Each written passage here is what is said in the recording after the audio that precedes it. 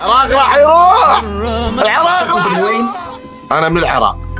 طيب انتبه معي كثير منيح، راح اخذ هلا هذا الكرت، واذا بقربه على قلبي راح تلاقي هذا الكرت اللي انت اخترته صار هون عندي قلب. بس القصه الاحلى انك انت بعد ما تاخذ هذا القلب يا اخوان كانه قال العراق، فتحياتنا للعراق، بس الموضوع راح يكون هيك. الله اكبر، الله اكبر، الله اكبر، الله اكبر، يا الله اكبر. هذا الكرت هو صغير فعليا، خليني اعمل هيك، خليني اعمل هيك، 1 2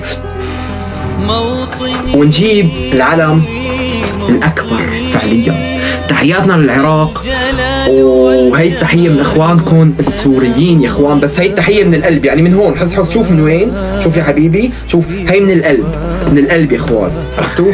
والله تحياتكم، والله على هالضحكه بتعرف تستاهل، تستاهل هيك هيك. شوف اذا بعمل لك هيك عميرك راح يطلع.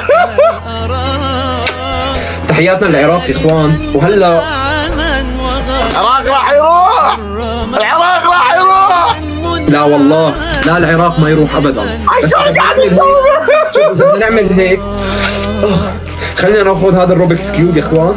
عمين قاعد يطلع ذن الشغلات. تمام، وبعد اقول لك انت الروبكس كيوب حالق لو كنتور. عمين قاعد تطلع شو شنو هالشغلات؟ حلق ولا شو؟ ولا كنتور؟ سعدينك.